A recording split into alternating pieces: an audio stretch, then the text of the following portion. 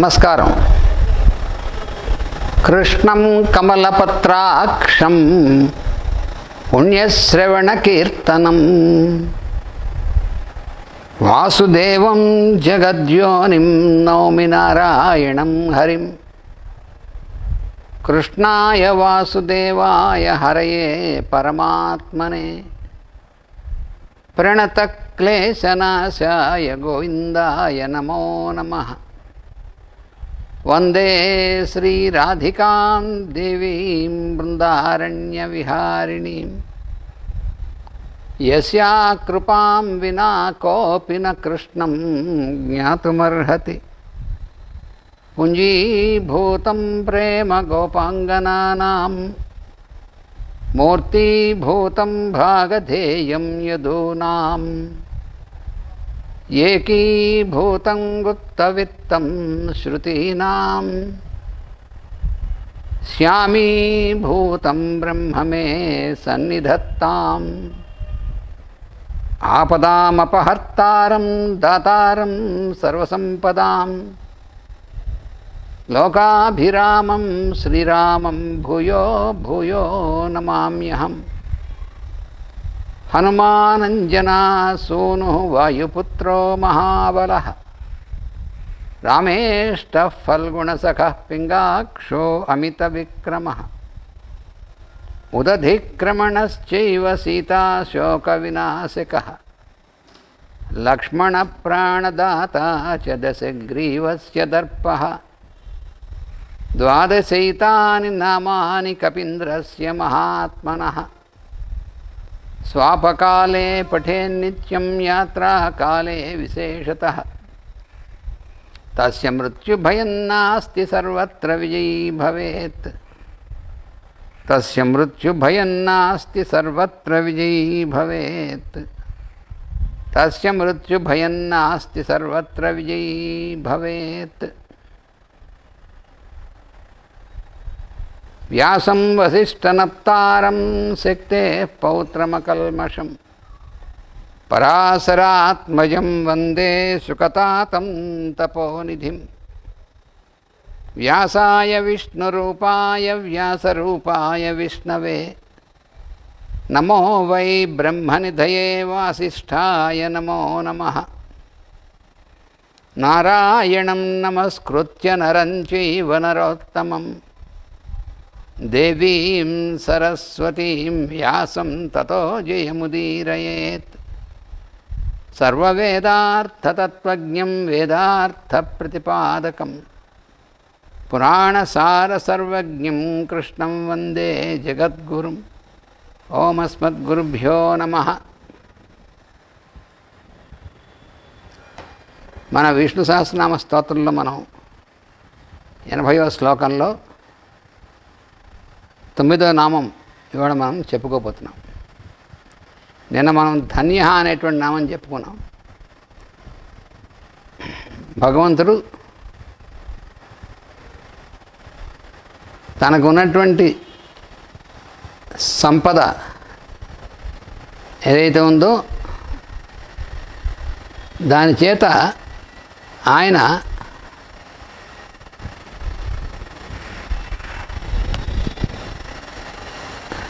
ధన్యుడుగా ఉన్నటువంటి వాడు అని. ఆయనకు ఉన్నటువంటి సంపద అంటే సృష్టి అంతా, జీవులు అంతా కూడా ఆయనకు ఉన్నటువంటి సంపదే. అందుకని జీవులైనటువంటి వాళ్ళందరూ వాళ్ళ యొక్క పరిమితత్వం నుంచి అపరిమితమైనటువంటి భగవత్తత్వం అనే దాన్ని దర్శించి దాని యొక్క అనుభూతిని పొందినప్పుడు వాళ్ళు బంధ విముక్తులైనప్పుడు దానివల్ల ఆయన ధన్యుడుగా ఉంటాడు అని.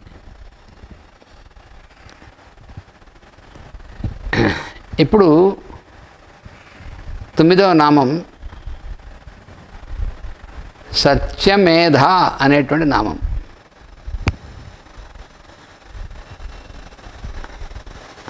ఆయన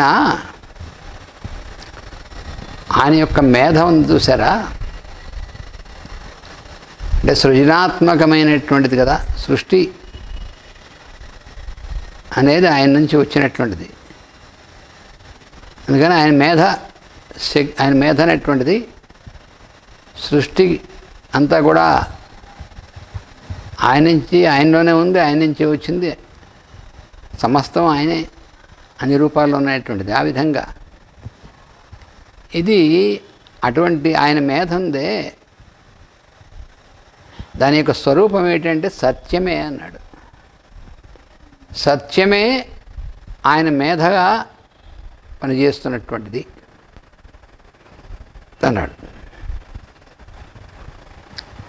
మేధ అంటే ఇంటెలిజెన్స్ అని చెప్పుకున్నాం కదా. ఆయన యొక్క ఇంటెలిజెన్స్, ఆయన మేధ అనేటువంటిది ఏమిటంటే సత్యమే. ఆయన యొక్క ఇంటెలిజెన్స్, ఆయన మేధ అనేటువంటిది ప్యూర్ ఇంటెలిజెన్స్ అని చెప్పుకున్నాం. స్వచ్ఛమైనటువంటి మేధ, అదే సుమేధ అని చెప్పుకున్నాం కదా. అది ఇక్కడ సత్యమేధ అన్నాడు. అది ఆయన యొక్క మేధ అనేది సుమేధ ఎందుకైంది అంటే, స్వచ్ఛమైనటువంటి మేధ, ఆయన స్వచ్ఛమైనటువంటి మేధ ఎందుకైందంటే అది సత్యము,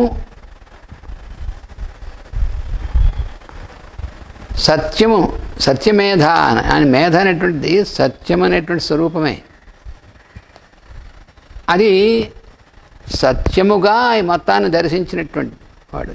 ఈ మొత్తం అంతా ఆయన రూపంలో ఆయన తన ప్రెజెన్స్, తన అస్తిత్వం, ఇదంతా కూడా అదంతా కూడా సత్యమైనటువంటిది, సత్యం స్వరూపమైనటువంటిది. అందుకని సత్యమే మేధగా ఆయన ఎందు ఉన్నటువంటి వాడు, సత్యమేధ అని. అందుకే ఆయన యొక్క మేధ అది అది సత్యమైనటువంటి మేధ. అందుకే స్వచ్ఛమైనటువంటి మేధగా అది మనం సుమేధ అయినటువంటి రూపంలో మనం తెలుసుకున్నాం. అంటే సృష్టి మొత్తం అంతా కూడా ఆయన యొక్క సృజనాత్మకమైన శక్తి, అంటే క్రియేటివ్ ఇంటెలిజెన్స్ కదా. ఆయన యొక్క ఇంటెలిజెన్స్ అనేటువంటిది అంటే క్రియేటివ్ ఇంటెలిజెన్స్, సృజనాత్మకమైనటువంటిది మేధ. అందుకని సృజనాత్మకమైన శక్తిగా, సృజనాత్మకమైనటువంటి శక్తి ఆయన యొక్క మేధగా ఉన్నటువంటిది. అది సుమేధ. ఎందుకైందంటే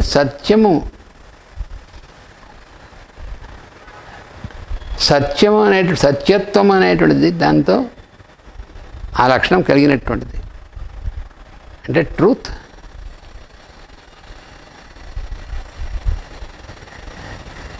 అందుకని సత్యమేధ అనే ఈ నామం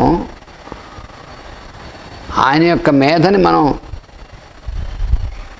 సత్యస్వరూపమైనటువంటి మేధగా కలిగినటువంటి వాడుగా భగవంతుని ఈ నామంతో మనం ధ్యానం చేస్తే, ఇప్పుడు మనలో ఉన్నటువంటి ఇంటెలిజెన్స్ ఉందే మేధ, ఇది కూడా ఏమవుతుందంటే హ్యూమన్ ఇంటెలిజెన్స్ అనేటువంటి దాని నుంచి ఆయన యొక్క స్వచ్ఛమైనటువంటి ప్యూర్ అయినటువంటి మేధగా అందులోకి మారిపోతుంది. అప్పుడు మన ద్వారా కూడా ఆయన క్రియేటివ్ ఇంటెలిజెన్సే పనిచేస్తుంది. అంటే అప్పుడు మనం కూడా ఏమవుతాం, సుమేధ అవుతాం, సత్యమేధ అవుతాం. అంటే మనకంటూ వేరే ఎగ్జిస్టెన్స్ ఇంకేం ఉండదుగా, ఆయనే, పరమాత్మే, ఆయనదే ఎగ్జిస్టెన్స్ అంతా. అది ఇందులో ఉన్నటువంటి భావం. అందుకని సత్యమేధ అని ఈ నామం దాన్ని సూచిస్తుంది అన్నమాట. ఇంకా ఈ శ్లోకంలో చివరి నామం ధరాధర. ధర అంటే ఏమిటి? అన్నిటినీ ధరించేటువంటిది. అంటే ఎవరు? మనం భూమి. మన భూమి ఉందే, మన భూమి గోళంగా, భూగోళంగా ఉండి ఎర్త్ గ్లోబ్ అంటాం కదా, ఇది మనందరినీ కూడా ధరించినటువంటిది. అందుకని ధర అని దాని పేరు. భూమికి ధర. ఈయన ధరాధర, అందరినీ ధరించేటువంటి భూమిని ఆయన ధరిస్తాడట. అంటే అర్థం ఏమిటంటే, ఈ భూమి అనేటువంటిది భౌతికమైనటువంటి ద్రవ్యమైనటువంటి స్థితిలో ఉన్నటువంటిది భూమి.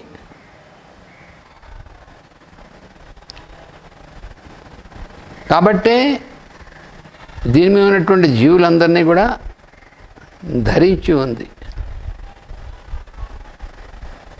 దీని మీద ఉన్నటువంటిది ఫానా ఫ్లోరా అంటారు చూసారా, అలాగా సమస్త జీవరాశులు ఇవన్నీ కూడా వీటన్నిటినీ ధరించి ఉన్నటువంటిది కదా ధర.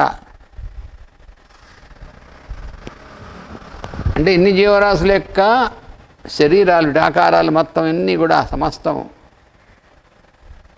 అన్నీ మినరల్స్, ప్లాంట్స్, యానిమల్స్, హ్యూమన్స్ అన్నీ, ఇవన్నీ కూడా భూమి ధరిస్తుంది. అందుకని ధర. భూమికి ధర అనేటువంటి పేరు. సంపదను ధరిస్తుంది కాబట్టి వసుంధర అని, ఇలాగ ధర అనేటువంటి పేరు. మరి ఈయన ధరాధర అని పరమాత్మ యొక్క నామం ఎందుకు ధరాధర అని వచ్చిందంటే, ఈ భూమి ఇలా ఉండేట్టుగా భూమిని ధరించినటువంటి వాడు పరమాత్మ. అంటే ఈయన అన్ని లోకాల్లో కూడా ధరించేటువంటి వాడు కదా ఆయన.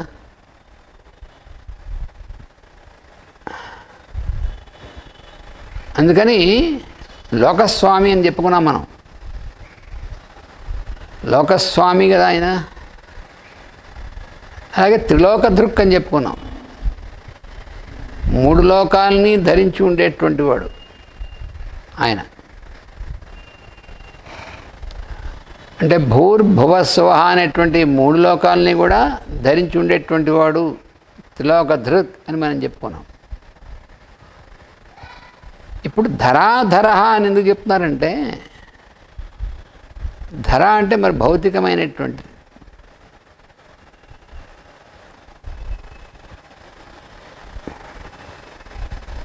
ఈ ధర అనే నామం ఉందే, ధర అనేటువంటి పేరు. ధర అంటే ద్రవ్యమయమైనటువంటిది, మెటీరియల్ ప్లేన్లో ఉన్నటువంటి ధర. దాని ముందు ఆ పెట్టామనుకోండి, అధర అవుతుంది. అధర అంటే ధరకు సంబంధించినటువంటిది కాదు, అంటే మెటీరియల్ సంబంధించినటువంటిది కాదు, దానికంటే పైది అని అర్థం.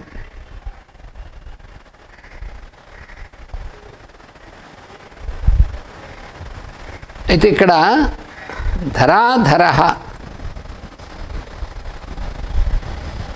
అటువంటి ధర అనేటువంటి దాన్ని భూగోళం అంటే భూమి గోళంగా ఏర్పడింది కదా. మరి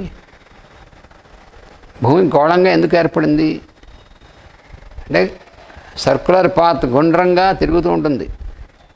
తన చుట్టూ తాను గుండ్రంగా తిరుగుతుంది, సూర్యుడి చుట్టూ కూడా ప్రదక్షిణంగా తిరుగుతుంది కదా మరి ఎప్పుడు కూడా.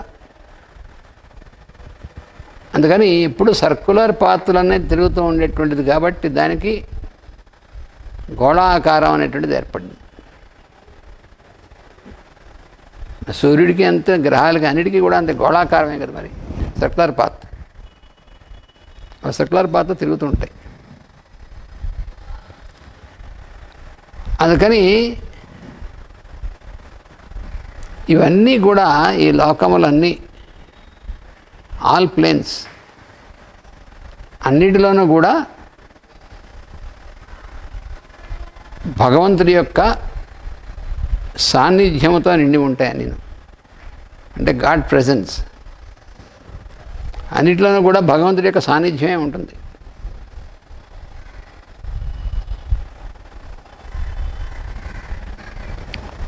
అంటే భగవంతుడి యొక్క ప్రెజెన్స్ అనేటువంటిది లేకుండా అసలు ఏమీ ఉండదు కదా, మనం చెప్పుకున్నాం కదా. మెటీరియల్ ప్లేన్లో కూడా భౌతికమైనటువంటి స్థితిలో ఉన్నటువంటి దాంట్లో కూడా ఉన్నటువంటిది భగవంతుడి యొక్క ప్రెజెన్సే, అది కాకుండా వేరే ఏముంది, ఏం లేదు. అందుకని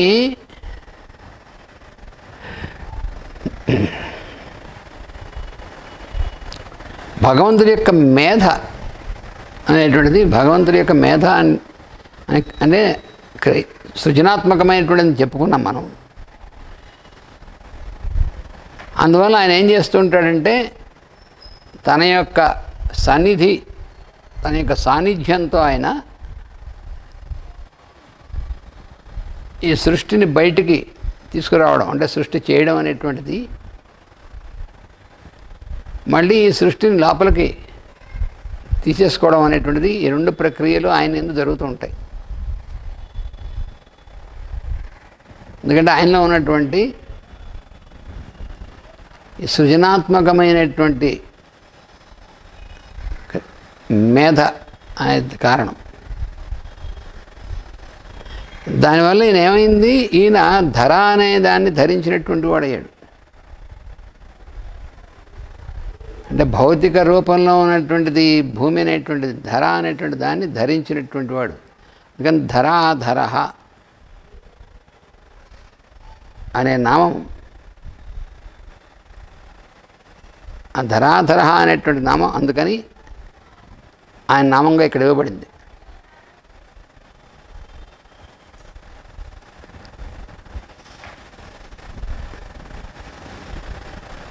ఆ ధరాధరుడు కాబట్టి ఆయన ఈ మొత్తం ప్రక్రియ అంతా కూడా ఆయన నిరంతరము ఆయన జరుగుతూ ఉంటుంది. దీంతో మనం 80వ శ్లోకం పూర్తయిపోయింది. ఇప్పుడు 81వ శ్లోకంలో మనం ప్రవేశిస్తున్నాం. అందుకని ముందుగా 81వ శ్లోకం ఒకసారి ఉచ్చరించుకుందాం.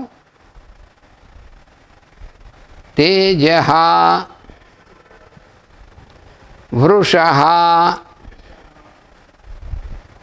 ద్యుతిధరః సర్వశస్త్రభృతాంబరః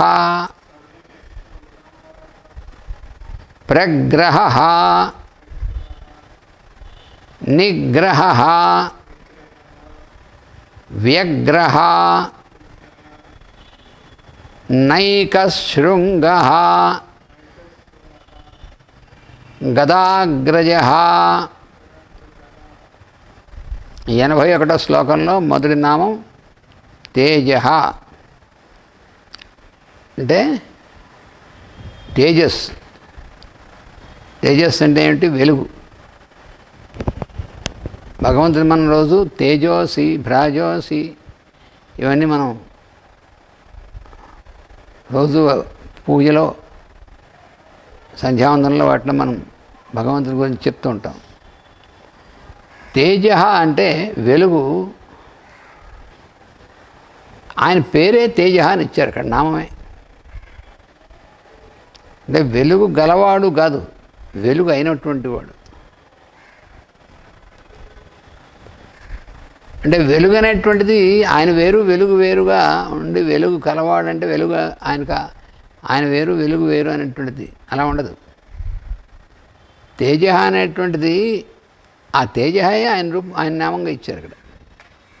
ఆయనే వెలుగు.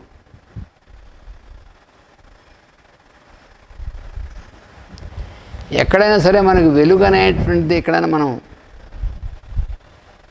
కనిపిస్తే సూర్యుడు వెలుగు కావచ్చు, చంద్రుడి వెలుగు కావచ్చు, ఏదైనా సరే,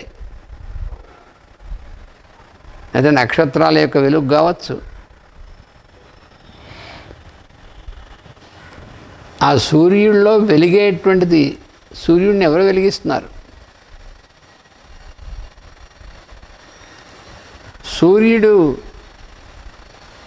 సూర్యుడు తన యొక్క వెలుగుతో ఈ లోకాలన్నింటినీ వెలిగిస్తున్నాడు. అలాగే చంద్రుడు కూడా తన వెలుగుతో ఈ భూమి మీద ఉన్నటువంటి జీవులందరినీ కూడా వెలిగిస్తున్నాడు కదా.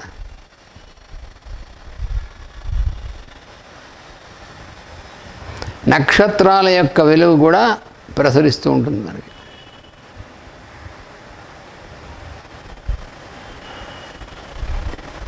అయితే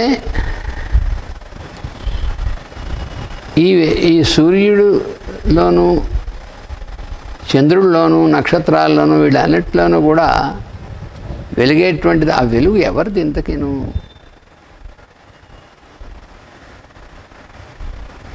వాళ్ళకి ఎక్కడి నుంచి వచ్చింది వెలుగు అని అంటే,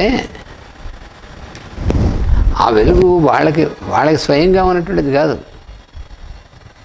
ఈయన దగ్గర ఈయన యొక్క వెలుగు కాదు, ఈయనే వాళ్ళ ద్వారా వెలుగుతూ ఉంటాడు. అది ఇక్కడ ఉన్నటువంటిది. అదే మనకి భగవద్గీతలో 15వ అధ్యాయంలో నతద్భాసయతే సూర్య న శశాంక న పావక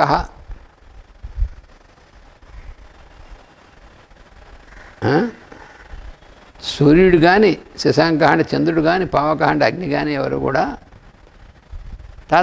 ఆ పురుషుడు, ఉత్తముడైనటువంటి పురుషుడు ఉన్నాడు, పురుషోత్తముడు, ఆయన్ని నా భాష అయితే వెలిగించలేవు. ఎందుకంటే ఆయనే వెలుగు. ఆయన ఇంకోళ్ళు వెలిగించడం అనేటువంటిది ఎలా జరుగుతుంది?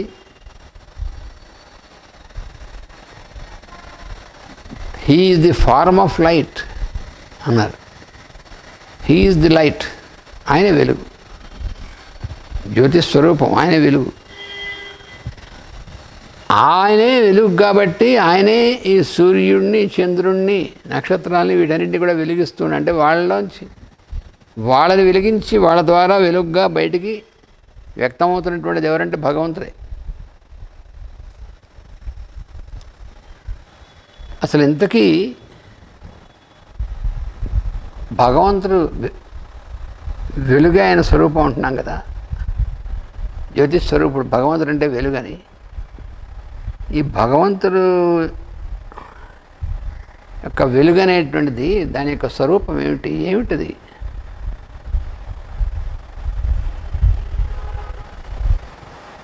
భగవంతుడి నుంచి బయటికి ప్రసరించి సూర్యుడిలోకి, చంద్రుడిలోకి, నక్షత్రాలకు ప్రసరించి వాటిని కూడా వెలిగించి వాటి ద్వారా ఆ వెలుగు మళ్ళీ ప్రసరించేటి చేస్తున్నటువంటి ఇంత వెలుగుందే భగవంతుడిది. ఇది ఏమిటి ఆయన యొక్క వెలుగంటే?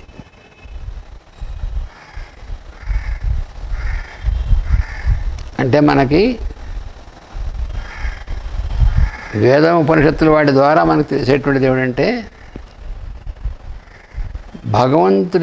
భగవంతుడికి ఈ లోకాల పైన, అంటే ఈ మొత్తం ప్లేన్స్ ఆఫ్ కాన్షియస్నెస్, జీవులు వాళ్ళందరిపైన ఉన్నటువంటి అపారమైనటువంటి అవ్యాజమైనటువంటి ప్రేమ ఏదైతే ఉందో అదే ఆయన వెలుగు అని చెప్పి మనకు తెలుస్తుంది. అదే అసలు రహస్యం.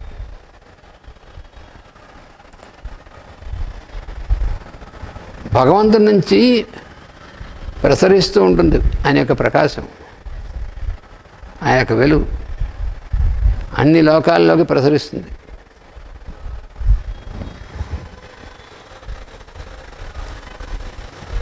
ఆ వెలుగు ఏమిటంటే ఆయన యొక్క ప్రేమ. లోకాలన్నీ కూడా ఆయన నుంచి కదా బయటకు వచ్చాయి. అందువలన అన్నిటి యందు, అన్ని జీవుల యందు కూడా, సమస్తం అన్నిటి యందు కూడా ఆయన యొక్క ప్రేమ ఏదైతే ఉందో ఆ ప్రేమే భగవంతుడి యొక్క వెలుగుగా వ్యక్తమవుతున్నటువంటిది. అది దీనిలో ఉన్నటువంటి రహస్యం. భగవంతుడి యొక్క ప్రేమ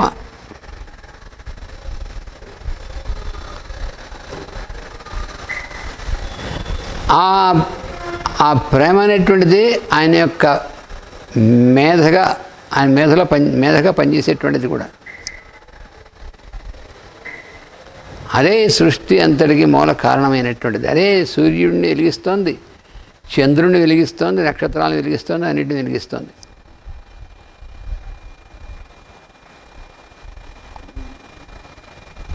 అందువలన ఆయన నామమే తేజ అని ఇచ్చి కూడా కారణం. అది వెలుగే, ఆయన పేరే వెలుగుట, వెలుగుగారు అంటే మిస్టర్ లైట్ అన్నమాట.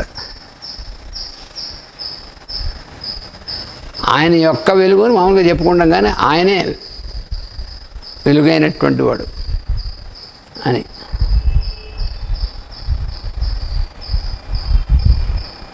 అదే అక్కడ ఉన్నటువంటిది అర్థం.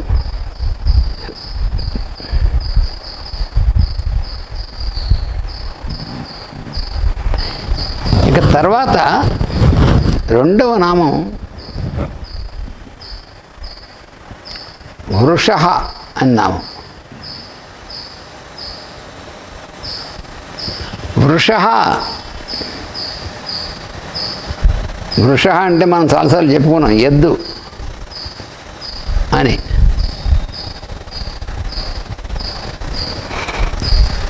ఎద్దు మన ఎప్పుడు వదలదండోయ్ దీంట్లో. ఎందుకనంటే వేదముల్లో ఉన్నటువంటి ప్రధానమైన సంకేతములు ఎద్దు ఒకటి. వృష అంటే వృషభ అన్నమాట. అంటే ఎద్దు, వృషభం, ఎద్దు.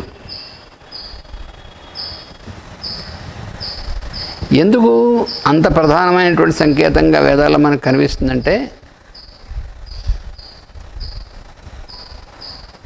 ఎద్దు ఏం చేస్తుంది? ఒకటి, భూమిని దున్ని విత్తనాలు వేసి పంట పండించి జీవులకు అందరికీ ఆహారం పండించడానికి కావాల్సినటువంటిది ఎద్దు. దానికి ప్రధానమైనటువంటి దానిపై ఆ కృషికర్మ అనేటువంటి దానికి ప్రధానమైనటువంటిది ఎద్దు. అదొకటి పంట గురించి. రెండో వైపున గోవుని గర్భధారణం చేస్తుంది, ఆవులకి గర్భధారణం చేస్తుంది. దానివల్ల గో సంపద పెరుగుతుంది. దానివల్ల పాడి అంటే పాలు, పెరుగు, వెన్న ఇవన్నీ కూడా పెరుగుతాయి. అందుకని ఒకటి పాడి, ఇంకోటి పంట. ఈ పాడి పంటలకి,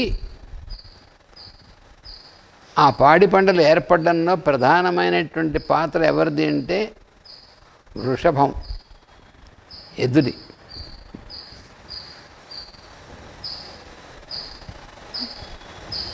అందుకని ఇక్కడ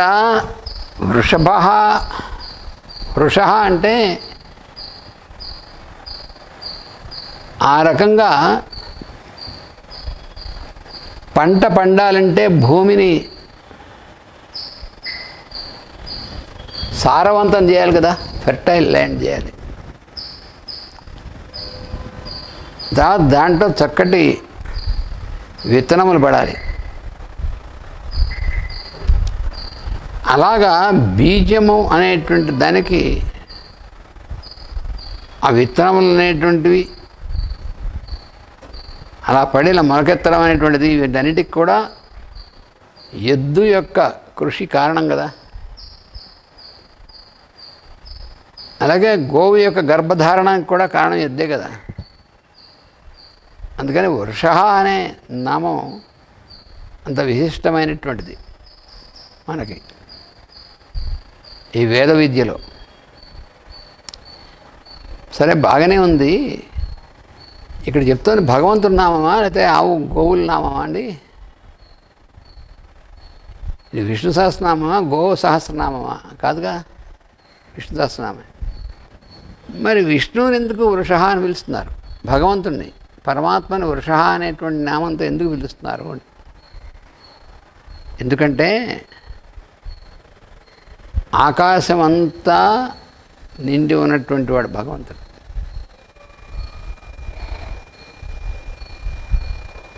ఈ ఆకాశం అంతా కూడా ప్రాణశక్తి అనేటువంటి దాన్ని ఆకాశం అంతా నింపేటువంటి వాడు భగవంతుడు. ఆకాశంతో వ్యాపించి ఉన్నాడు ఆయన. ప్రాణశక్తి అనేటువంటి దింపుతాడు ఆయన. ఈ ప్రాణశక్తి అనేటువంటిది ఉద్బుద్ధం కావడం అని ఉందే, అది ఎలాగా అవుతుంది అంటే, మొదట సూర్యుడు అనేటువంటిది ఆయన్ని పుట్టించి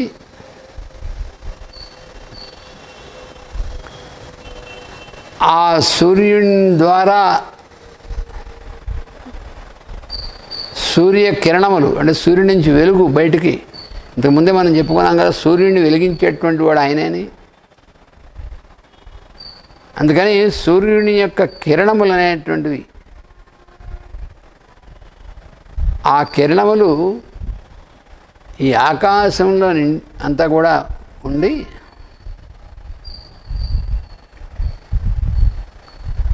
ఆకాశాన్ని సారవంతంగా చేస్తాయి ఆ కిరణాలు. అంటే దీంట్లో ఉన్నటువంటి రహస్యం ఏంటంటే, సూర్యుని యొక్క కిరణాలు మొలకెత్తడానికి, మళ్ళీ ప్రాణం అనేటువంటిది, ప్రాణశక్తి అనేటువంటిది నింపడానికి ప్రధానమైనటువంటి కారణం సూర్యుడి యొక్క కిరణాలు.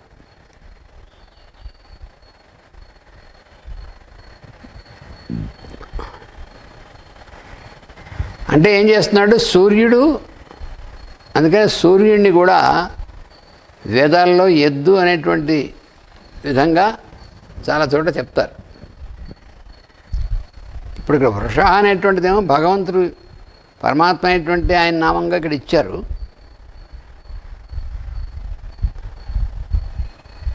ఆ పరమాత్మ యొక్క వెలుగే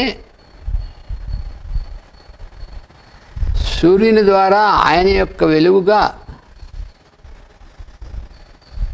ఈ విశ్వాంతరాళంలో ఈ ఆకాశం అనేటువంటి దాంట్లో వ్యాపిస్తుంది. దాని కారణంగా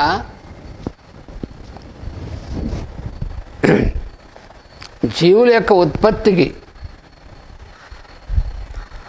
అంటే ముందు వాళ్ళకి ప్రాణశక్తి అనేటువంటిది కావాలి కదా. భౌతిక శరీరం రావడం కంటే ముందు ప్రాణ శరీరం అనేటువంటిది ఏర్పడాలి.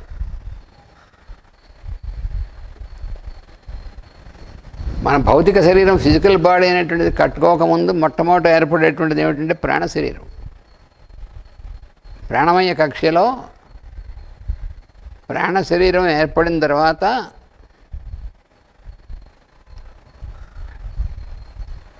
దాన్ని బట్టి మన భౌతిక శరీరం ఏర్పడుతుంది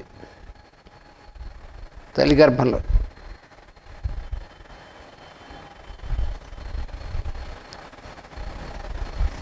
అందువల్ల ఏంటంటే జీవులకి ప్రాణ శరీరం అనేటువంటిది ముందు ఏర్పడడానికి కారణం ఎవరంటే సూర్యుని యొక్క వెలుగు. అంటే సూర్యుని ద్వారా ప్రసరిస్తున్నటువంటి పరమాత్మ యొక్క వెలుగే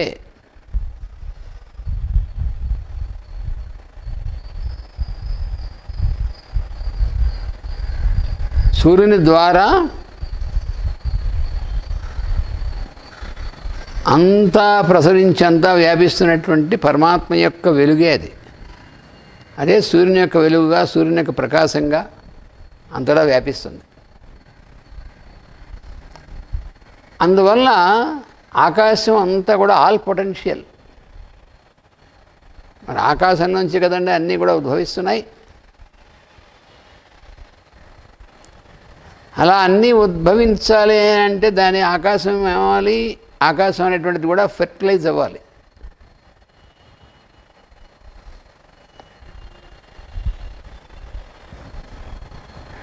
అంటే ఆకాశంలోంచి కదా మరి సౌర కుటుంబాలు ఇవన్నీ కూడా వచ్చింది. ఎక్కడి నుంచి వస్తున్నాయి? ఆకాశం నుంచి కదా. మరి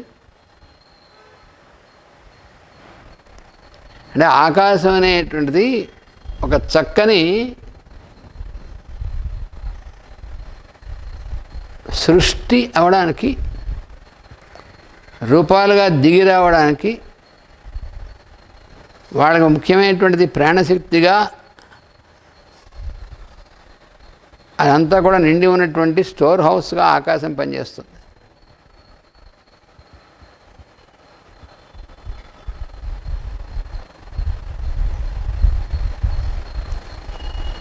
అందుకని ఆకాశం అంతా ప్రాణశక్తి నిండి ఉంది.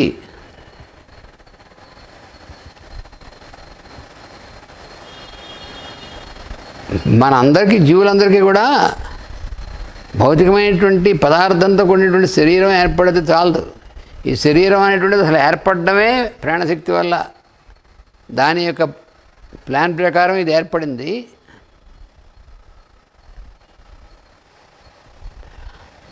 ఆ శరీరానికి ఆధారమైనటువంటిది కూడా ప్రాణశక్తే. ఈ ప్రాణశక్తి అంతా ఎక్కడి నుంచి మనలోకి ప్రసారం అవుతుంది, ఎక్కడి నుంచి వస్తుంది మనలోకి అంటే మన చుట్టూ ఉన్నటువంటి ఆకాశంలోంచే మనలోకి వస్తుంది.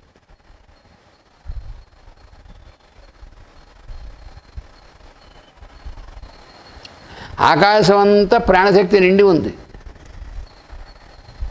ఆ ప్రాణశక్తి అనేది మనలోకి ప్రసరించడం అనేటువంటిది అదే మనకి లైఫ్ అంటారు చూసారా, లైఫ్ ఫోర్స్. మనం జీవించడానికి ప్రధానమైనటువంటిది ప్రాణశక్తి. ఆ ప్రాణశక్తి యొక్క ప్రసారం మనలో జరుగుతూ ఉంటేనే మనం జీవించినట్లు లెక్క, లేకపోతే జీవితమే జీవించినట్టు కాదు.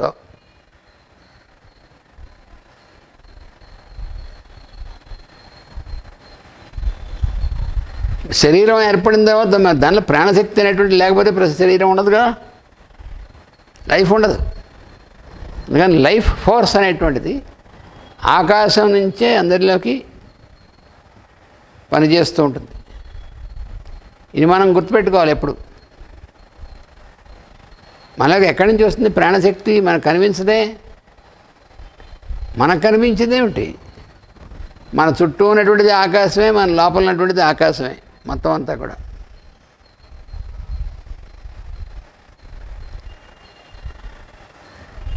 అందువలన ప్రాణశక్తి మన కంటికి కనిపించేటువంటిది కాదు, కానీ ఆకాశం అంతా నిండి ఉన్నటువంటిది. కాబట్టి ఆకాశం అంతా కూడా ఆకాశాన్ని ఫెర్టిలైజ్ చేయడం అనేటువంటిది, అంటే దానిలోంచి రూపాలు ఏర్పడడానికి కావాల్సినటువంటి విధంగా దాన్ని తయారు చేయడం అనేటువంటిది. అంటే ఎలాగే భూమిని ఫెర్టిలైజ్ చేస్తామో దాని నుంచి అన్ని మొలకలెత్తడానికి వీలుగాను అలాగనమాట. అలా చేసేటువంటి సూర్యుడి నుంచి వచ్చేటువంటి వెలుగు. ఇది మనకు బాగా గుర్తుంటే కానీ అర్థం కావు. ఇది మామూలుగా మన సైన్స్లో కూడా తెలుసు కదా. సూర్యరశ్మి లేకపోతే నువ్వు ఏం చేస్తే మాత్రం ఏమవుతుంది అక్కడ లైఫ్ ఉండదు. సూర్యరశ్మి వల్లనే ఆకాశం అంతా సూర్యుడి యొక్క రశ్మిని ఎప్పుడూ వ్యాపిస్తూ ఉంటుంది. కాబట్టి సూర్యుడి యొక్క వెలుగు, దానివల్ల ఆకాశం ఎప్పుడు కూడా ఆ మొలకెత్తేటువంటిది, ఆ లక్షణం అనేటువంటిది ఆకాశంలో అంత బాగా ఉండడానికి కారణం అది. మొలకెత్తడం అంటే అదేంటి, ఆకాశంలో మొలకెత్తుంది ఏమన్నాను అని మన వెంటనే క్వశ్చన్ వస్తుంది. భూమిలో ఏమైనా పాతి పెడితే మొలకు వస్తుందా? ఆకాశంలో మొలుస్తుందండి. అంటే ఆకాశంలో మొలకెత్తేటువంటి శక్తిగా ఉంది. కాబట్టి భూమిలో నువ్వు విత్తనం వేస్తే ఆ భూమిలో ఉన్నటువంటి విత్తనం కూడా ఆకాశంలోకే మొలుస్తుంది. ఆకాశమే అంతా, మీడియం అంతా ఆకాశమే. విత్తనంలో ఆకాశం ఉంది. భూమిగా ఉన్నటువంటి పదార్థంలో కూడా లోపల ఉన్నటువంటిది ఆకాశమే. అందువల్ల అసలు ఆకాశంలోనే ఈ మొలకెత్తించేటువంటి శక్తి అంతా కూడా నిండి ఉంది. వైటల్ ఫోర్స్ అనేటువంటిది ఆకాశం అంతా నిండి ఉంది, ప్రాణశక్తి అనేటువంటిది.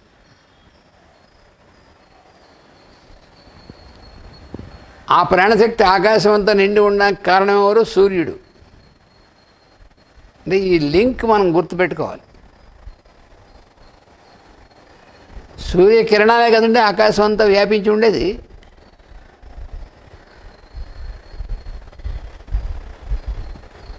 అందువల్ల ఆ మొలకెత్తడం, తర్వాత ప్రాణం సప్లై అనేటువంటిది అంతా కూడా జరగడానికి కారణం అది అసలు. అంటే లోపల ఇన్ని ఉన్నాయి ప్రక్రియలను మనం ఎప్పుడు దాని గురించి మనకు తెలియలేదండి. ఇన్నాడు తెలియడం అండి, నువ్వు దాని గురించి ఏమన్నా నీకు కన్ను తెరిస్తే కదా. మనకి తెలియలేదు కాదు, నువ్వు తెరవలేదు. కొంతమంది అనుకుంటారు ఇప్పటిదాకా నాకు తెలియదండి అంటే నేను ఇప్పటిదాకా తెరవలేదండి అని అర్థం. దాన్ని ఓపెన్ చేస్తే కదా. ఈ పుస్తకంలో ఇదంతా ఉందని మన పుస్తకం నువ్వు తెరిస్తేగా. భగవద్గీతలో ఎంత చెప్పారని అనుకోండి, భగవద్గీతలో ఇవన్నీ ఉన్నాయా అని ఆశ్చర్యపోతున్నాడు. ఎందుకని ఆశ్చర్యపోతుందంటే భగవద్గీత ఇంట్లో పెట్టుకున్నాడు కానీ తెరిస్తే కదా ఎప్పుడైనా. చక్కగా అవన్నీ మూసిపెట్టి ఉంచి ఆ సరస్వతి పూజ నాడు ఎప్పుడో పుస్తకాలని దమ్ము దులిపి వాడన్నింటి కూడా అక్కడ పెట్టి వాడికి పువ్వులేసి అక్షంతలు వేసి పూజ చేస్తాం. ఇంకా నేను వాడికి అభిషేకం చేయాలి నీళ్ళు పోసి ఆ పుస్తకాలకి. వాటిని పూజించడం అంటే ఏమిటి? దాన్ని తెరిచి దాంట్లో ఉన్నటువంటి ప్రకాశం, ఆ వెలుగుని మన ప్రసరించడానికి సిద్ధంగా ఉంటుంది ఎప్పుడు కూడా. నువ్వు ఎప్పుడు తెరుస్తావా అని చూస్తూ ఉంటుంది. మనం తెరిస్తే కదా ఎప్పుడును మూసేసి జాగ్రత్తగా పెట్టి పూజ చేస్తూ ఉంటాం. అని పూజ సరస్వతి పూజ అంటే పుస్తకాలు పూజ చేయడం అని. పుస్తకాలు పూజ చేయడం కాదు, ఆ రూపంలో ఉన్నటువంటి ఆ జ్ఞానమూర్తిని తెరిచి దాన్ని మనం ప్రవేశించాలి. అది సరస్వతి పూజ అంటే.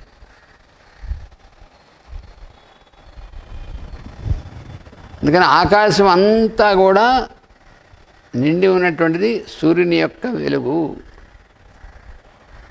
ఆ సూర్యుని యొక్క వెలుగు అనేటువంటిది ఎవరిది? పరమాత్మే. ఆయనే వెలుగు. అందుకని తేజ అనే నామం ముందు మనం చెప్పుకున్నదే ఆయనే వెలుగు. He is the light. He is the light కూడా కరెక్ట్ కదా. ఐ ఆమ్ ది లైట్ అంటే మనకి అర్థం అవడం కోసం హీ ఈజ్ ది లైట్ అని మనకు వ్యవహారికంగా చెప్పుకుంటాం. కానీ యాక్చువల్గా ఏమనాలి? I am the light. నేనే జ్యోతిని, నేనే వెలుగుని, నేను అనేటువంటిది అనమాట. అందుకని అన్నిట్లోనూ నేను అనేటువంటి విధంగా ఆత్మగా ఉన్నటువంటి వాడు ఉన్నాడే ఆయన భగవంతుడు. ఆయన యొక్క వెలుగే సూర్యునిలో ప్రవేశించి సూర్యుని వెలిగించి ఆ సూర్యుని యొక్క వెలుగు అంతా కూడా బయటికి ప్రసరించి ఆకాశం అంతా కూడా వ్యాపించి ఉండి అప్పుడు ఆకాశాన్ని అంతటినీ కూడా సారవంతమైనటువంటి విధంగా చేస్తూ ఉంటుంది ఈ సూర్యుని యొక్క వెలుగు. అంటే జీవం అనేటువంటి దాంతో ఎప్పుడు కూడా నిండిపోయినట్టుగా ఉంచుతుంది, సారవంతంగా ఉంచుతుంది. ఎలా అయితే భూమిని సారవంతం చేసి ఉంచుతారో మళ్ళీ విత్తనాలు వేస్తే మొలిచి బాగా పండడం కోసం, అలాగనమాట.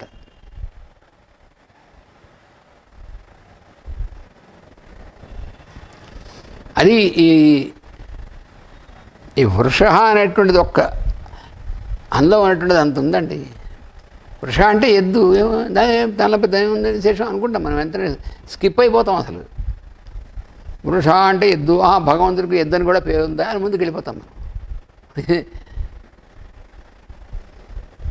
ఎందుకు ఎద్దని పేరు భగవంతుని నామంగా ఇచ్చారంటే దాన్ని ఆలోచించి దాని లోపల మనం ప్రవేశించబోతే మనకి అన్ని దాడిపోతాం. మనం జారిపోతాం. ఎంత వ్యవహారం చూడండి. ఇంకా లోపలికి వెళ్ళిన కొద్దీ ఇంకా మనం వైడన్ అవుతూ ఉంటుంది మనకి. వేద విద్య అంటే అటువంటిది.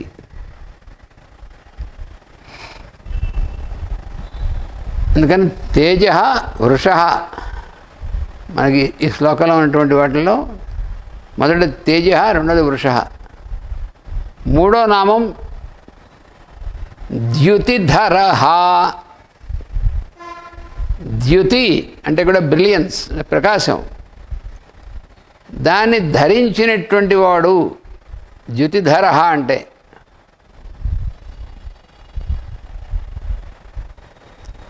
అంటే ఏమిటి? ప్రకాశం ఎప్పుడు ధరించి ఉంటాడట.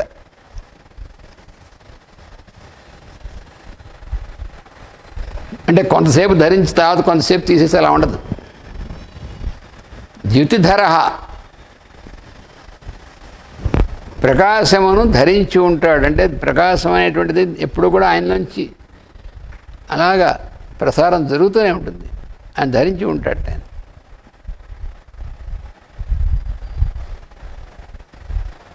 ఆ ప్రకాశం అనేటువంటిది ఎవరిది? పరమాత్మది కదా. మరి పరమాత్మే ప్రకాశం. ఆ ప్రకాశమే సూర్యుడు యొక్క ప్రకాశం. అందుకని ఎప్పుడు ఆ ప్రకాశం అనేటువంటిది ఎప్పుడు ఉంటుందన్నమాట. సూర్యుని యొక్క ప్రకాశంగా మనకి ఎప్పుడు నిరంతరం ఉంటుంది. అది ఆయన యొక్క ప్రకాశం.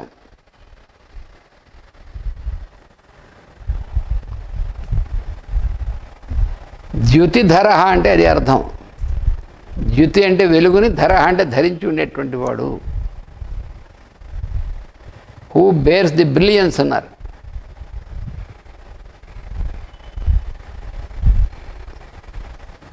బ్రిలియన్స్ అంటే ఏమిటి? లోపల నుంచి బయటికి ప్రసారమయ్యేటువంటి వెలుగు, అది బ్రిలియన్స్ అంటే.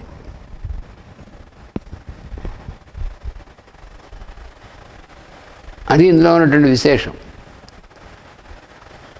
తర్వాత నామం శస్త్రభృతాంబర. శస్త్ర అంటే ఆయుధం, వెపన్. శస్త్రభృత్ అంటే ఆయుధాన్ని ధరించినటువంటి వాడు.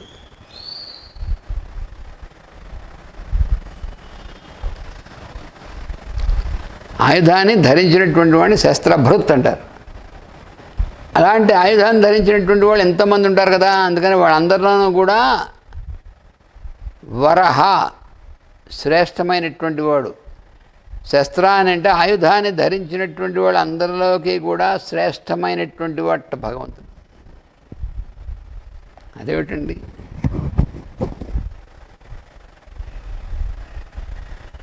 ఆయన కూడా ఆయుధాలు ధరించే ఉంటాడు ఎప్పుడు. అదేమిటండి ఆయన ఆయుధాలు ధరించడం ఎందుకండి? ఆయనకి భయమా? ఎప్పుడు శత్రువులు వచ్చి మీద పడిపోతారని చెప్పి ఆయుధాలు సిద్ధంగా పెట్టుకుని ఉంటాడు ఆయన. అంతేనా? గమనం వస్తుంది మరి. గన్మన్ అంతా ఆయన పెట్టుకుంటాడు ఆయన చుట్టూను. లేకపోతే ఆయనే గన్ పెట్టుకుని ఉంటాడు. ఆయన ఒక గన్ పెట్టుకుంటాడు, పక్కన ఇంకోడు వాళ్ళు కూడా దండధర అని విశ్వక్సేనుడు ఉంటాడు. ఆయన కూడా నువ్వు కూడా గన్ పట్టుకోరా అంటాడు. ఇలా అంటాడు ఆయన. గన్మన్ గన్ ధరించినట్టుంటాడు. మరి అదేమిటి మరి? సర్వశస్త్రభృతాంబర అంటే అన్ని రకాలైనటువంటి ఆయుధాన్ని ధరించినటువంటి వాడు ఉన్నారే అందరూ కూడా. శస్త్రభృత్ అంటే ఆయుధాన్ని ధరించినటువంటి వాడు. ఆయుధాలు ధరించేటువంటి వాడు అందరిలోకి కూడా వరహ అంటే శ్రేష్టమైనటువంటి వాడు.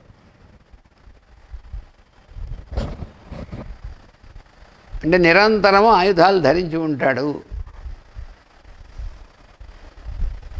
ఏమిటి ఆయన ఆయుధాలు అంటే చాలా ఉన్నాయి ఆయుధాలు. కానీ అందులో ముఖ్యంగా 5 ఆయుధాలు చెప్తారు. పంచాయుధం.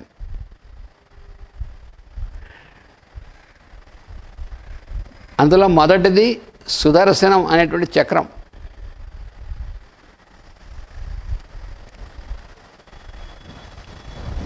చాలా తీవ్రమైనటువంటి జ్వాలతో వెలిగిపోతూ ఉంటుంది చక్రం. అది ఎప్పుడు తిరుగుతూ ఉంటుంది.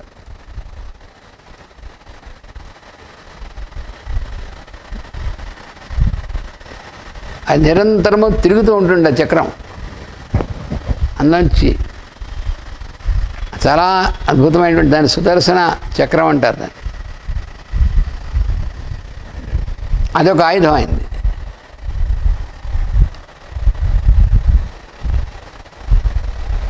అది ఎలా ఉంటుందంటే భాస్కర కోటి తుల్యం అన్నారు. దాని యొక్క ప్రకాశం, దాని యొక్క వెలుగుందే, సుదర్శన ఆయుధం యొక్క వెలుగు ఎలా ఉంటుందంటే భాస్కర కోటి తుల్యం. భాస్కరుడు అంటే సూర్యుడు. ఆ సూర్యుడి యొక్క ప్రకాశం ఎలా ఉంటే మినుమిట్లు గులుపుతూ ఉంటుంది కదా, మనకి తెలుసు కదా. అలాంటి భాస్కరుడైనటువంటి వాళ్ళు 1,000,000 మంది, అంటే 1,000,000 మంది సూర్యుళ్ళు ఒకేసారి ఉంటే ఎంతటి ప్రకాశం, ఎంత వేడి, ఎంత వెలుగు, ఎలా ప్రకాశం ఉంటుందో దాంతో తుల్యం, సమానమైనటువంటిది కలిగినటువంటిది. ఇది సుదర్శన ఆయుధం, భగవంతుడి దగ్గర చేతిలో ఉన్నటువంటి సుదర్శన ఆయుధం.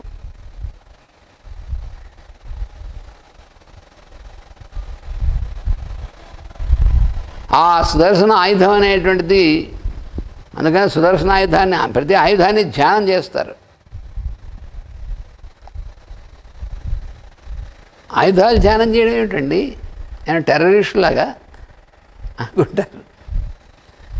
టెర్రరిస్టులు ఎప్పుడు ఆయుధాలు పట్టుకుని ఉంటారు కదా, నిద్రపోతున్నప్పుడు కూడా ఆయుధం అలా పట్టుకునే ఉంటారు వాళ్ళు టెర్రరిస్టులు. ఎప్పుడు కావాలంటే అప్పుడు వెంటనే యూజ్ చేయడానికి. అలాగా భగవంతుడు కూడా టెర్రరిస్ట్ ఏమన్నా అది కాదు, అది సుదర్శనం అని చాలా ప్రత్యేకమైనటువంటిది ఆయన ఆయుధాలంటే. అలాగే ఆయన ఎడం చేతిలో గద ఉంది, ఆ శంఖం ఉంది. ఆ శంఖం ఆయుధం ఏమిటండి అంటే, శంఖంతో నాదం చేస్తే ఆ నాదం దాంతో దద్దరిల్లిపోతుంది. ఎవరి రాక్షసులైనటువంటి వాళ్ళ హృదయాలు పగిలిపోతాయి. ఆ విధంగా ఉంటుంది శంఖం యొక్క నాదం అనేటువంటిది. దాన్ని పాంచజన్యం అంటారు.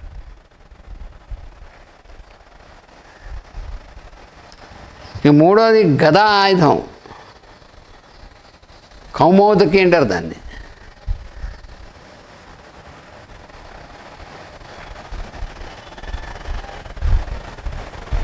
ఆ గద అనేటువంటిది కూడా చాలా ప్రకాశవంతమైనటువంటిది, చాలా ఎప్పుడు ఆయన ధరించే ఉంటాడు. ఆయన గదాధరుడు అంటారు. తర్వాత ఖడ్గం ఒకటి ఉంది, నందకం అనే పేరు దానికి.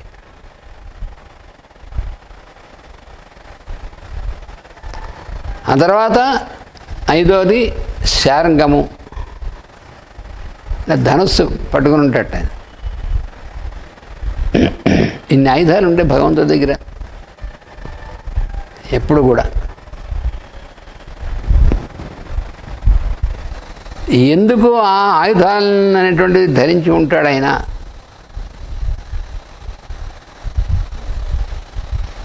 అంటే, అన్ని వేళలందు కూడా ఎప్పుడు కూడా సృష్టి కార్యక్రమానికి వ్యతిరేకమైనటువంటి విధంగా పనిచేసేటువంటి రాక్షసమైనటువంటి శక్తులు ఏవైతే ఉన్నాయో వాటిని భస్మం చేయడానికి ఎప్పుడు కూడా అలా ఉంటాడు ఆయన. అందుకని శస్త్రభృత్ అంటే ఆయుధం ధరించినటువంటి వాడు భగవంతుడు. ఆయుధం ధరించినటువంటి వాడు అందరిలోనూ శ్రేష్టమైనటువంటి, ఇంకా ఆయనకంటే మించి ఆయుధాలు ధరించగలిగినటువంటి వాడు ఎవడుంటాడు సృష్టిలో?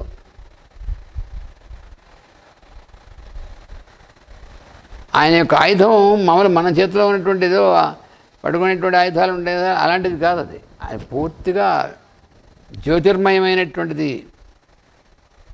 ప్రాణశక్తితో నిండినటువంటిది.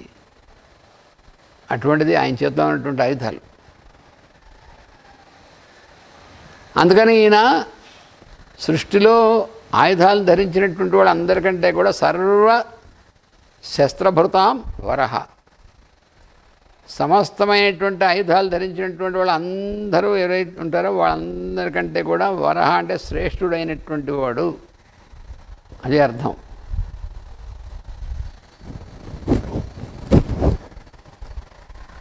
అది ఆయనకు ఆయుధాలు అనేటువంటిది అందుకోసం అన్నమాట.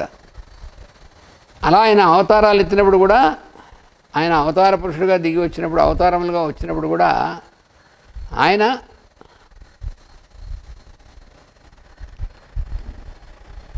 పరశురాముడు, రాముడు, కృష్ణుడు, బలరాముడు ఇన్ని అవతారాలు కూడా ఆయుధం ధరించే ఉన్నాడు ఆయన.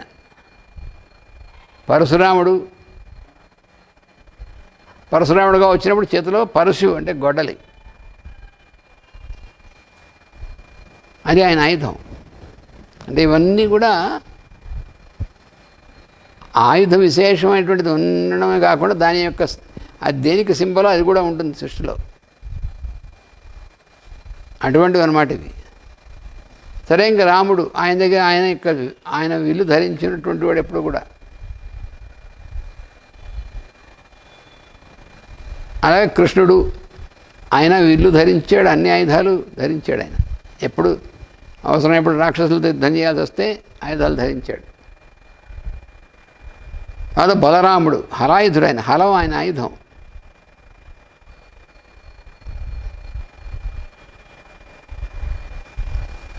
నాగల్ని ఆయుధంగా ధరించేవాడు ఆయన. అలాగే దశావతారాల్లో చివరిదైనటువంటి కలిగి అవతారం ఇంకా రాలేదు, కలియుగాంతంలో వస్తుంది ఆ అవతారం. అప్పుడు కూడా ఆయన ఆయుధం ధరించి ఉంటాడట, ఖడ్గం అని.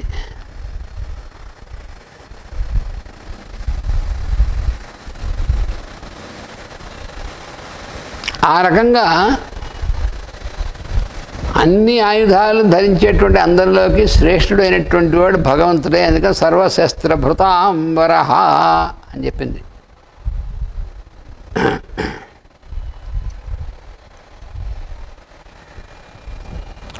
ఎందుకని ఈ ఆయుధాలు ధరించడం ఇంతకీను అంటే, ఆయన ఎప్పుడు కూడా ధర్మ సంస్థాపనం అనేటువంటి దానికోసం ఆయుధాలు ధరించి ఉంటాడు. అది అక్కడ విశేషం. ఆయుధాలు ఎందుకుంటాయి భగవంతుడి చేతిలో అంటే ధర్మ సంస్థాపనం అనేటువంటిది. ఎందుకంటే ధర్మ సంస్థాపనం చేయడం అనేటువంటిది ఎందుకంటే ధర్మాన్ని చెదరగొడతారు ఎవరు? రాక్షస గుణములు కలిగినటువంటి వాళ్ళు, ఈవిల్ ఫోర్సెస్ అనేటువంటి వాళ్ళు ఉంటారే, వాళ్ళు ఎప్పుడు కూడా ధర్మాన్ని చెదరగొట్టడం కోసం ప్రయత్నం చేస్తుంటారు.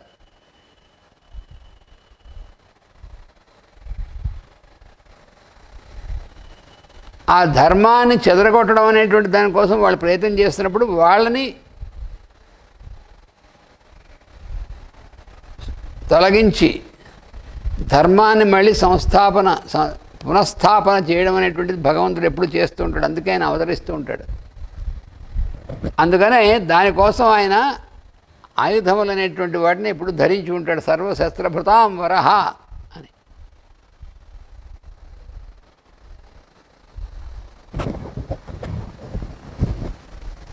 తర్వాత నామం ప్రగ్రహ అనేటువంటి నామం.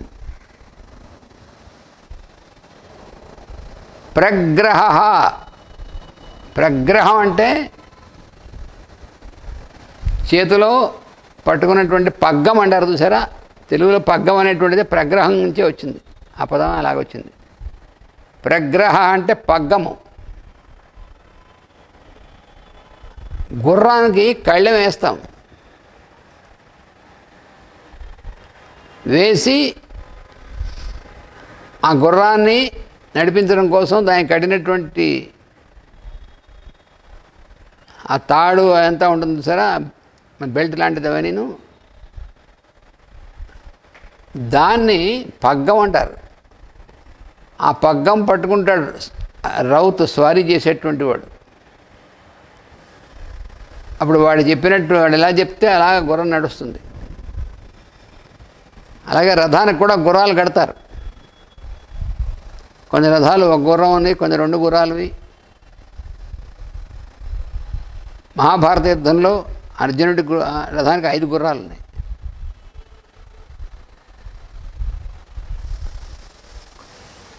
ఇలాగా ఆ గుర్రాలన్నింటి యొక్క పగ్గం అనేటువంటిది చేతిలో ధరించి ఉన్నటువంటి వాడు, నడిపించేటువంటి వాడు మాట, డ్రైవర్.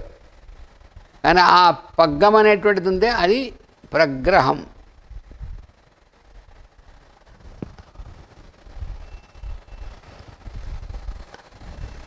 ఆ ప్రగ్రహం అనేటువంటిది భగవంతుడి నామంగా ఎందుకు చెప్పారండి అది అంటే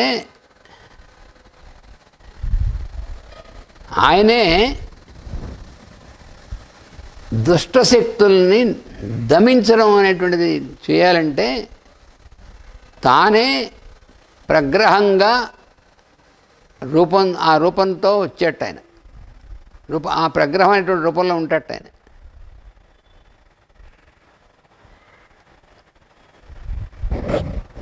ధర్మం అనేటువంటి దాన్ని సంస్థాపన చేయాలి. అది చేయాలంటే ధర్మ వ్యతిరేకమైనటువంటి వాళ్ళు ఈవిల్ ఫోర్సెస్ అనేటువంటివి ఉన్నాయి సరే, దుష్టశక్తులు అనేటువంటివి వాటికి పగ్గం వేయాలి, వాటికి కళ్ళెం వేయాలి. వాడిని స్వేచ్ఛగా వాడి ఇష్టం వచ్చినట్టు ఆ దుష్టశక్తులు పనిచేస్తూ ఉండి అందరికీ కూడా విఘాతం కలిగిస్తూ ఉంటే వాటిని ఆ చేయడానికి వీలు లేకుండా పగ్గం వేయాలి. వాటికి వేసి ఆ పగ్గంతో కంట్రోల్ చేస్తారన్నమాట. కంట్రోల్ చేయాలి. ఆ పగ్గమే భగవంతుడు అనేటువంటి ప్రగ్రహ అనేటువంటిదే భగవంతుడు నామంగా ఇచ్చారు. అంటే ఆ పగ్గమే భగవంతుడు అంటే అర్థం ఏంటి? వాటిని నిగ్రహించడం. ఆ పట్టుకున్న తర్వాత ఏమవుతుంది? తర్వాత నామం కూడా ప్రగ్రహ నిగ్రహం అంటే అర్థం ఏంటి? వాటిని కంట్రోల్ చేయడం, దమించడం.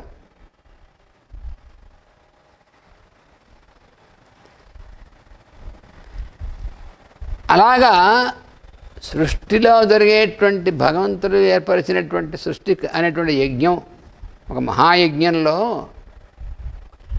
వాటికి విఘ్నాలు కలిగించడం అంటే అంటే ఉన్నట్టు లాలెస్నెస్ అనేటువంటిది, అంటే ధర్మ వ్యతిరేకమైనటువంటి పనులు చేయడం, దాని విఘ్నాన్ని కలిగించడం అనేటువంటిది, హాని కలిగించడం ధర్మజ్ఞాని అది చెప్పాడు కదా. యదా యదా హి ధర్మస్య గ్లానిర్భవతి భారత. ఎప్పుడైతే ధర్మానికి గ్లాని అంటే ఇబ్బంది వస్తుందో అప్పుడు అధర్మం అనేటువంటిది బలపడి ధర్మం అనేటువంటిది దానికి గ్లాని కలుగుతుందో, అభ్యుత్థానం అధర్మస్య అది జరుగుతుందో అప్పుడు ఆత్మానం సృజామ్యహం, నన్ను సృష్టించుకుంటాను, నేను రూపంలోకి నేనే వస్తాను అని చెప్పాడు కదా ఆయన భగవద్గీతలో. అలాగా ఏమిటంటే ఈ దుష్టమైనటువంటి శక్తుల్ని వాటికి కళ్ళెం వేసి, అంటే వాడి ఇష్టం వచ్చినట్టు చేయడం వీలు లేకుండా వాటికి కంట్రోల్ పెట్టి వాటిని నిగ్రహించి, అంటే వాటిని వశం చేసుకునే నిగ్రహం అంటే అలా చేసి ఆ దుష్టశక్తుల్ని మంచి శక్తులుగా వాళ్ళని మార్చుతాడు. అదే ఆయన చేసేటువంటి పని. దుష్టశక్తులుగా, లోకకంటకులుగా, ధర్మ వ్యతిరేకులుగా ఉన్నటువంటి వాళ్ళని తన యొక్క వశం చేసుకుని వాళ్ళ ఉన్నటువంటి దుష్టత్వాన్ని సంహరిస్తాడు. అది ఆయన చేసేటువంటి పని. ఇది ఎలా చేస్తాడు అంటే వ్యగ్రహ. ఇది చేయాలంటే ఆయన ఎట్లా ఉండాలి? వ్యగ్రుడై ఉంటాడట. వ్యగ్రుడు అంటే అర్థం ఏంటి? ఎలర్ట్ అంటే అర్థం సారా, అంటే అదే పని మీద ఉంటాడటండి ఆయన. అది వ్యగ్రహ అంటే అది అర్థం. వ్యగ్రహ అంటే ఎలర్ట్, ఎప్పుడు కూడా జాగ్రత్తగా సిద్ధంగా ఉంటాడట ఆయన. ఎప్పుడు అవసరం వస్తుంది ఇలాగా అని చాలా,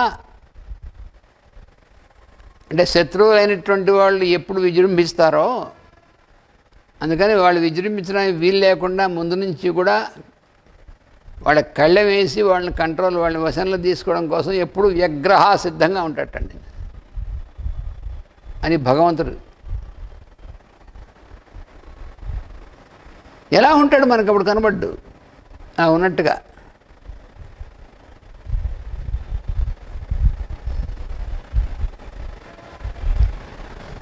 అంటే ఎప్పుడైతే ధర్మానికి గ్లాని కలుగుతుందో అప్పుడు అందరూ కూడా భగవంతుని ప్రార్థిస్తారు కదా, మరి స్వామి రక్షించని చెప్పి. అందుకని సిద్ధంగా ఉంటాడు, వ్యగ్రుడై ఉంటాడు ఎప్పుడు, ఎవర్ అలర్ట్. ఆ రకంగా ఉంటాడట ఆయన ఎప్పుడు కూడాను. వ్యగ్రహ అలా ఉంటాడట ఆయన. అందుకని ఇక్కడే 3 నామాలు వరుసగా చెప్పారు, ప్రగ్రహ, నిగ్రహ, వ్యగ్రహ అని. వాటికి పగ్గం వేసి ఇటువంటి పగ్గంగా అంటే వాటికి చేసుకుని దాంతో నిగ్రహ అంటే అన్నిటికంటే కూడా వాటన్నిటికంటే ఎక్కువ పవర్ఫుల్, ఎక్కువ దీంట్లో ఉండి వాటిని కంట్రోల్ చేసేటువంటి దానిలో వ్యగ్రహ అంటే ఎప్పుడు ఎలర్ట్గా ఉంటాడు, ఎవరు ఎలర్ట్. ఇది భగవంతుడి యొక్క స్వరూపం. అందుకని ఈ నామాలు అనేటువంటి భగవంతుడి యొక్క నామాలుగా ఇక్కడ ఇచ్చారన్నమాట. ఇక తర్వాత నామం మనం రేపు చెప్పుకుంటాం. స్వస్తి ప్రజాభ్యః పరిపాలయంతాం న్యాయేన మార్గేణ మహీం మహీషాః గోబ్రాహ్మణేభ్యः శుభమస్తు నిత్యం లోకాః సమస్తాః సుఖినో భవంతు. లోకాః సమస్తాః సుఖినో భవంతు. లోకాః సమస్తాః సుఖినో భవంతు.